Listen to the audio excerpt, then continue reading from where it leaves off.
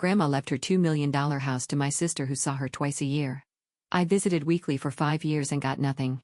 At the funeral, I couldn't resist guests showing up was my mistake. Sister just smiled knowingly. 2 weeks later, she called me hysterical. She just found out that the funeral home smelled like lilies and carpet cleaner, and I hated both equally.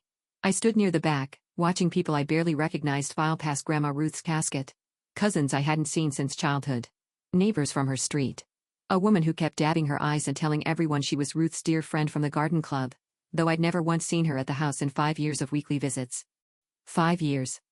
Every Sunday, rain or shine, flu or not. I'd drive the 40 minutes to Grandma's place in Westbrook, let myself in with the key she'd given me, and spend the afternoon doing whatever needed doing. Sometimes that meant fixing the leaky bathroom faucet or clearing gutters. Sometimes it meant sitting with her on the back porch while she complained about the Democrats or the weather or both. Sometimes it meant just being there while she napped, reading in the living room in case she needed anything when she woke up. I did her grocery shopping. I drove her to doctor's appointments.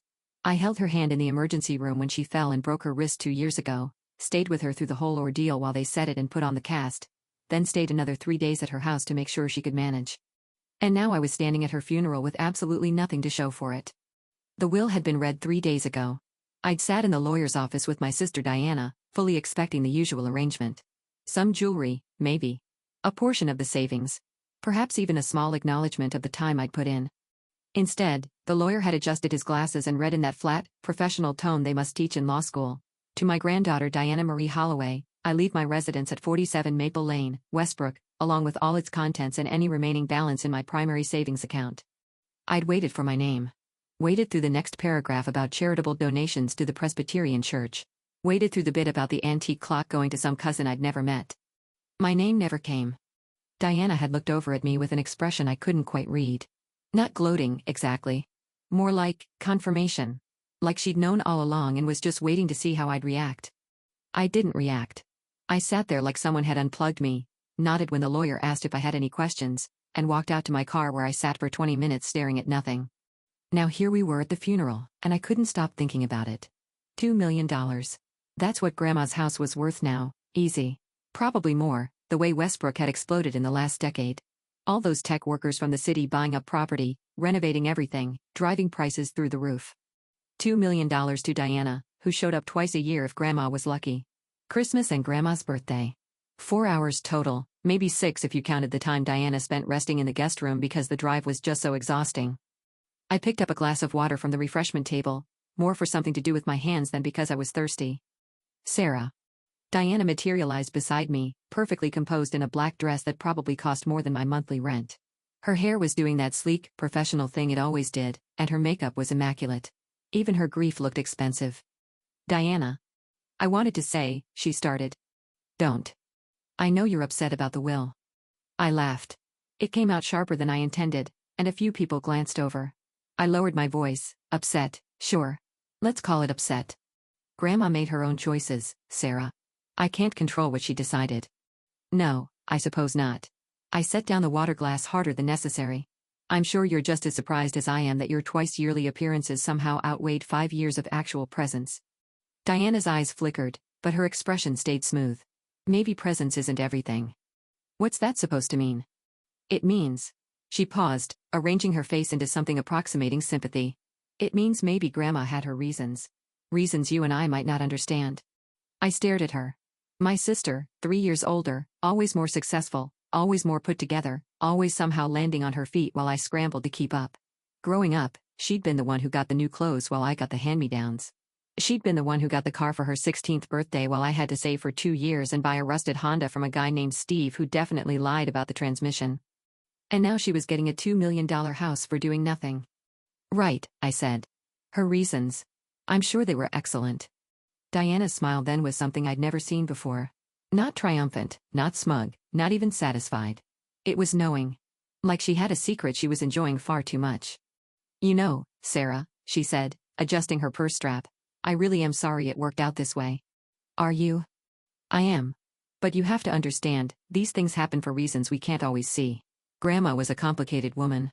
She had her own way of doing things. Her own way of doing things, I repeated flatly.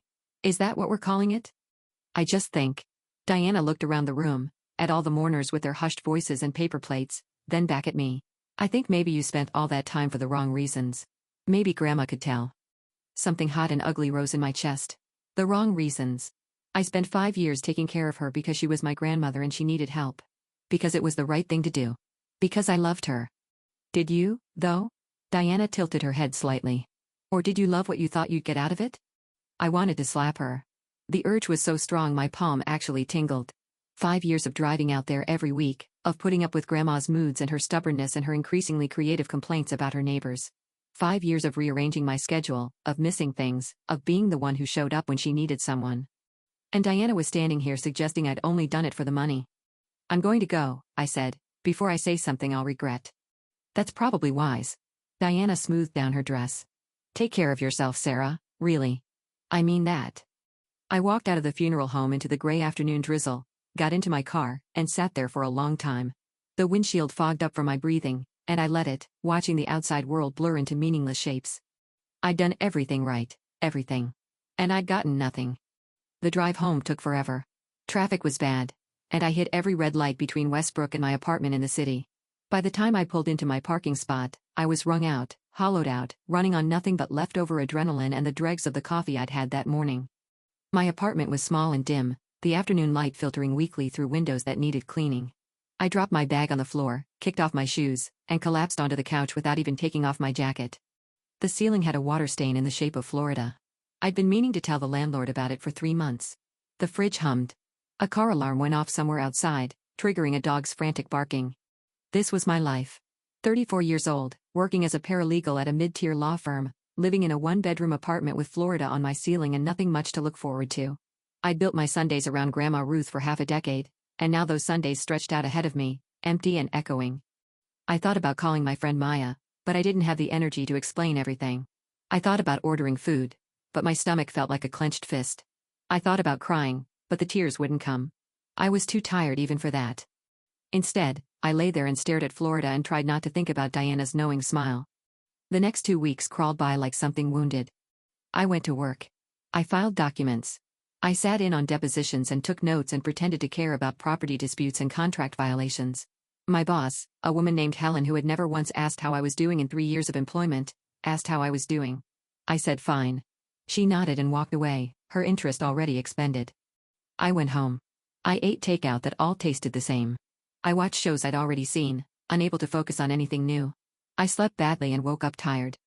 People at the firm had heard about the will situation, these things get around, and I caught a few pitying looks in the break room. Janet from accounting cornered me by the coffee machine one morning to tell me her aunt had done the same thing, left everything to a cousin who never visited, and wasn't family just the worst sometimes? I nodded and made vague sounds and escaped as soon as I could. On Sunday, for the first time in 5 years, I didn't drive to Westbrook. I stayed in bed until noon, then moved to the couch, then eventually showered around 4 o'clock. The day felt shapeless, too long and too empty at the same time. I kept thinking about Grandma. About how she'd been in the last few months, increasingly forgetful, increasingly frustrated with her own limitations. About how she'd grip my hand sometimes when I was leaving, tight and desperate, and say thank you, Sarah, you're a good girl, like she meant it more than she could express. Had she meant any of it? Had she been planning all along to leave everything to Diana? Or had Diana somehow gotten to her? Manipulated her in those rare visits, twisted things around in some way I hadn't seen? I couldn't figure it out. The more I thought about it, the less sense it made. On Tuesday of the second week, I got a call from an unknown number. I almost didn't answer, probably spam, probably someone trying to sell me an extended warranty on a car I didn't own, but something made me pick up. Sarah Holloway? Yes? This is Thomas Chen, from Chen & Associates. I was Ruth Holloway's secondary attorney. Secondary attorney. I didn't know she'd had a secondary attorney. Okay, I said slowly. What can I do for you? I have some materials Miss Holloway left in my care. She instructed me to release them to you 2 weeks after her funeral, and 2 weeks have now passed. Could you come to my office tomorrow morning? There are some things you should see. I sat up straighter on the couch. What kind of things? I'd rather discuss it in person, if you don't mind. Tomorrow at 10, if you're available? I was supposed to be at work tomorrow at 9. I said yes anyway. That night, I barely slept. My mind kept spinning, trying to figure out what this could mean. More legal documents? Some kind of explanation from Grandma? An apology? The thought that it might be a mistake, that there might be another will or some correction to the first one, was too dangerous to fully entertain. I kept pushing it away, but it kept creeping back. Thomas Chen's office was in a small building downtown, 3 floors of lawyers and accountants and a dentist who apparently specialized in dental extractions, whatever that meant. I took the elevator to the 2nd floor and found myself in a waiting room that smelled like lemon polish and featured several aggressively non-threatening watercolors of lighthouses. "Ms. Holloway?" A young woman at the reception desk smiled at me.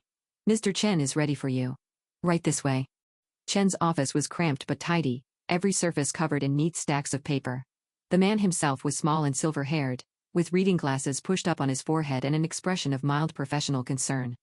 "Please, sit," he said, gesturing to a chair. "Thank you for coming on short notice. You said you had materials for me. For my grandmother." "I do." He opened a drawer and pulled out a large envelope, setting it on the desk between us. "But first, I need to explain some context." I waited, my hands folded tight in my lap. "Your grandmother came to me 8 months ago," Chen said. "She was concerned about certain dynamics in her family. She felt that her primary will, the one registered with her main attorney, might not fully reflect her wishes by the time of her passing." "I don't understand." Chen leaned back in his chair. "Ms. Holloway, your grandmother was not as unaware as people sometimes assumed. She knew her memory was failing. She knew she was vulnerable.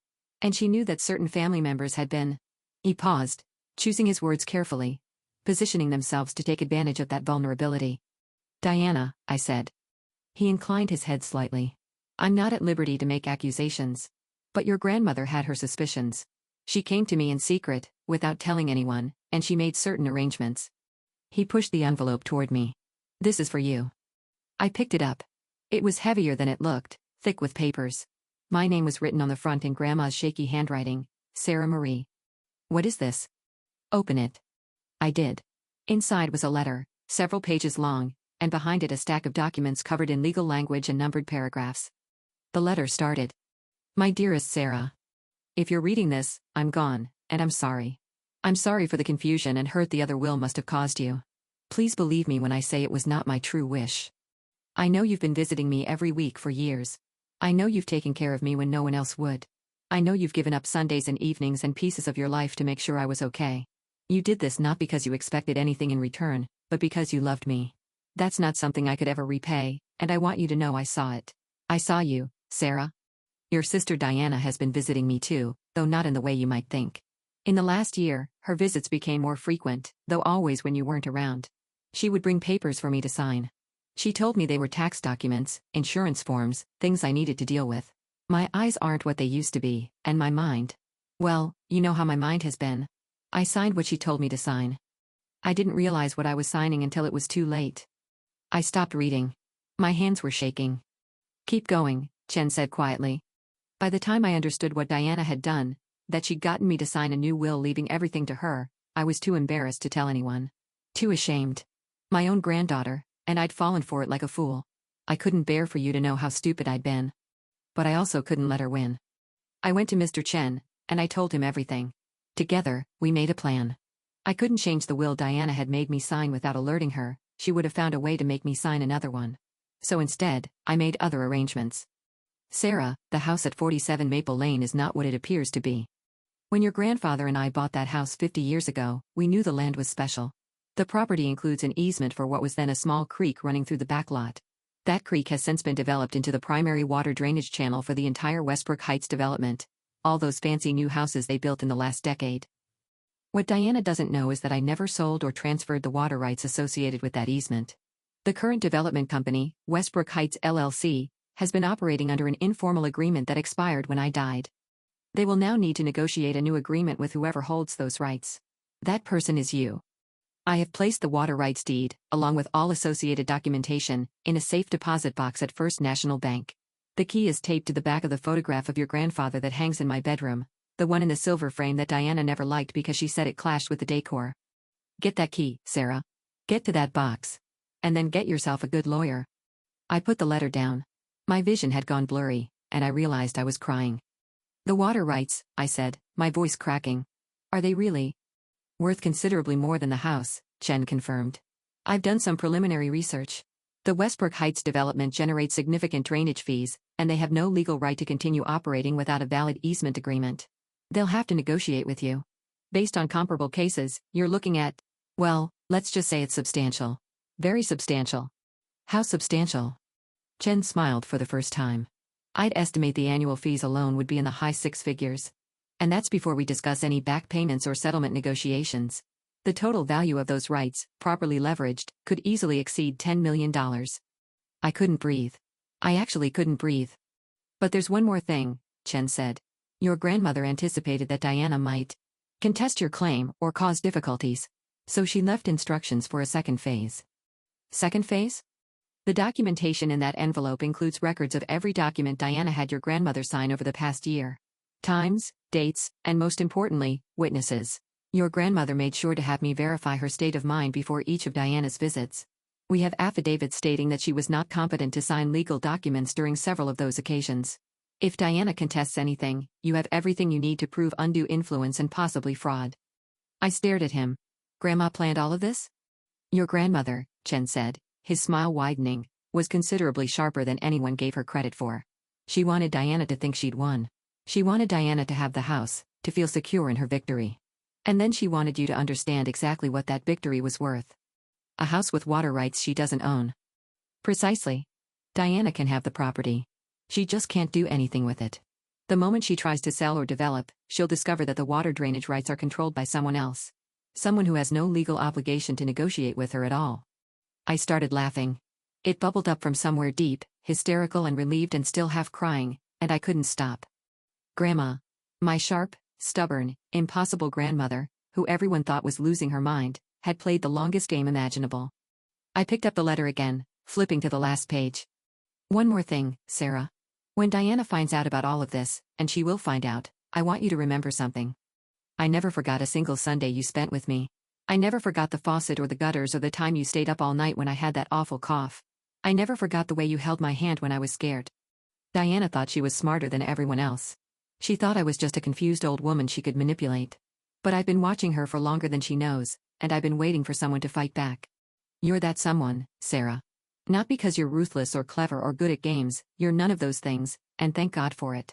You're that someone because you're kind. Because you showed up. Because you did the right thing without expecting anything in return. That's worth more than any house. But you should have the house too. Go get 'em, sweetheart. All my love. Grandma Ruth. P.S. When Diana calls you crying, and she will, try not to enjoy it too much. Although I'll admit I'm enjoying the thought of it right now. I wiped my eyes with the back of my hand, laughing again. What do I do now? I asked Chen. Now, he said, you go to First National Bank. You get into that safe deposit box. And then you call a real estate attorney, I can recommend several excellent ones, and you begin the process of claiming what's yours. And Diana? Diana will figure it out eventually. Probably when the development company's lawyers come knocking, wondering why their easement agreement is now invalid. At that point, he shrugged. That's between you and your sister. I thought about Diana's knowing smile at the funeral. About her standing there in her expensive dress, so certain she'd won. So absolutely confident that she'd played the game better than everyone else. I wondered what her face would look like when she realized the truth. The next 3 days were a blur of paperwork and phone calls and trips to offices I didn't know existed. I got the key from Grandma's photograph. Diana hadn't even started cleaning out the house yet, too busy processing her grief in the Bahamas, according to her Instagram, and I went to First National, where a very helpful woman named Patricia helped me access the safe deposit box. Inside was everything Chen had promised. The original water rights deed, dated 1974. A survey map showing the easement. Correspondence with Westbrook Heights LLC going back 15 years, documenting their informal arrangement. And a handwritten note from Grandma that just said, give 'em hell. I hired an attorney. Her name was Rachel Okonkwo, and she had a reputation for being absolutely relentless in property disputes. When I showed her the documents, she actually laughed out loud. This is beautiful, she said. This is genuinely, legally beautiful. Your grandmother knew exactly what she was doing. So I have a case? You have more than a case. You have leverage. Westbrook Heights is going to want to settle, and they're going to want to settle quickly and quietly. If this goes to court, it becomes public record, and suddenly every property owner in that development starts wondering what else the company might have overlooked. She grinned. We're going to have fun with this. The call from Diana came exactly 2 weeks after the funeral, just like Grandma had predicted. I was at home, eating leftover Thai food and watching a documentary about octopuses, when my phone buzzed with her name. I paused the TV, took a breath, and answered. Diana Sarah. Her voice was strange. Higher than usual, tight around the edges. Sarah, I need to talk to you. Okay, talk. I got a call. From some lawyers. They're saying, she stopped, and I heard her swallow. They're saying there's a problem with the house. With the property. Something about water rights. They said the drainage easement isn't valid anymore. That someone else owns the rights and they're going to have to negotiate a new agreement. That if they can't reach a deal, the whole development could face legal action. Sarah, they said the person who owns the rights is you. I took a bite of pad thai. Chewed slowly. Sarah, please. Tell me this is a mistake. It's not a mistake. Silence on the line. Then, quietly, how? Grandma left them to me. In a separate arrangement. But the will? The will you had her sign while she was too confused to know what she was doing? I kept my voice neutral, conversational. That will? More silence. I could hear Diana breathing, quick and shallow. I don't know what you're. Diana. I set down my fork. Let's not do this. Let's not pretend. Grandma knew exactly what you were doing. She documented everything. The papers you brought over, the times you visited when you knew I wouldn't be there, the state she was in when you had her sign things. I have affidavits. I have witnesses. I have everything I need to prove undue influence if you want to fight about this. That's not. She was crying now. I could hear it, the wet gasping quality her voice took on. Sarah, I was just trying to. I thought she wanted. You thought she wanted to leave everything to the granddaughter who couldn't be bothered to visit? The one who showed up twice a year and couldn't even remember her birthday without a calendar reminder? That's not fair. No. What's not fair is letting me spend 5 years taking care of her, 5 years of my life, and then cutting me out of the will entirely. What's not fair is manipulating an old woman with memory problems into signing away everything. What you're feeling right now, Diana? That's just consequences. She was fully crying now, ugly sobs that the phone couldn't quite contain. Please, she managed. Sarah, please. What do you want? I can share the house sale. When I sell it, I'll split it with you. Whatever you want. You can't sell the house. What? Without a valid water drainage agreement, the property is essentially worthless to any developer. And I'm not going to give you a valid water drainage agreement. So you can keep the house, Diana. You can live there if you want. But you can't profit from it. You can't sell it. You can't do anything with it except pay the taxes and the maintenance and watch it slowly drain your bank account. You can't do that. That's cruel. I thought about Grandma. About her shaky handwriting and her sharp mind and her long, patient game. I'll tell you what, I said. I'll consider negotiating with you. But not today. Today, I want you to sit with this feeling. I want you to understand what it's like to have something taken from you by someone you trusted. I want you to know how it feels to have no control over your own situation. Sarah. Call me in a month. Maybe by then I'll feel more generous. I hung up.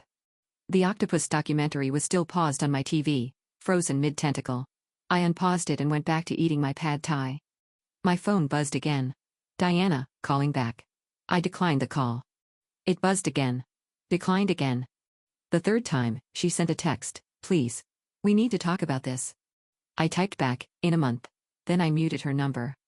On screen, the octopus was squeezing itself through an impossibly small gap between rocks, its boneless body flowing like water. The narrator was explaining how octopuses could solve complex puzzles, remember faces, and hold grudges. I thought about Grandma again. About how she'd sat in her house for months, knowing what Diana had done, pretending to be confused and compliant while she quietly built her countermove piece by piece. She'd been an octopus too, in her way. Patient and clever and utterly underestimated. The pad thai was cold now, but I finished it anyway. Then I got up, washed my dish, and poured myself a glass of wine. I raised it toward the ceiling, toward wherever Grandma might be watching from. I'll try not to enjoy it too much, I said. But I'm definitely going to enjoy it a little. I could have sworn I heard laughter. 3 months later, I settled with Westbrook Heights LLC for a sum that Rachel described as extremely favorable and I described as more money than I've ever seen in my life. The annual drainage fees would continue in perpetuity, providing a steady income that would let me quit my job at the law firm and actually figure out what I wanted to do with my life. Diana and I eventually did talk. She apologized, after a fashion. More I'm sorry you feel that way than I'm sorry for what I did, but I wasn't really looking for an apology. I just wanted to move forward. I gave her a water rights agreement. A fair one, not a generous one, but fair. She could sell the house if she wanted. She'd make money on it, though nowhere near what she'd expected. And she'd have to live with knowing that I could have left her with nothing. She took the deal. We haven't spoken since. The house sold 6 months later to a young couple who wanted to renovate it. I drove by once, just to see, and they'd already torn out Grandma's rose bushes and painted the front door a glossy red. It looked nice, I supposed. Different, but nice. I kept the photograph of Grandpa in the silver frame. It sits on my bookshelf now, next to a small ceramic octopus I bought myself as a sort of joke. Every Sunday, I do something that makes me happy. Sometimes it's brunch with friends. Sometimes it's a long walk in the park. Sometimes it's just staying in bed until noon, reading a book, not going anywhere at all. But every Sunday, without fail, I think about Grandma Ruth. I think about her sharp eyes and her sharper mind. About the way she played the longest game I'd ever seen. About how she sat in that house, day after day, waiting for her moment, never letting anyone see what she was really thinking. I think about her letter, those words I've read so many times I have them memorized. You're that someone because you're kind. Because you showed up. Because you did the right thing without expecting anything in return. I'm not sure I fully believe that's why I did it. Maybe I did expect something. Maybe everyone expects something, on some level, even when they don't admit it. But I know this, I would have visited Grandma every Sunday even if there had been no inheritance. I would have fixed her faucets and cleared her gutters and held her hand when she was scared. I would have done all of it for nothing, because she was my grandmother and I loved her, and that's what you do for people you love. That's what she saw, I think. That's what Diana never understood. Some things can't be earned by showing up twice a year and signing someone's name on a piece of paper. Some things can only be earned by being there, week after week, year after year, even when it's boring or frustrating or feels like no one notices. Grandma noticed. And in the end, that turned out to be worth more than a $2 million house.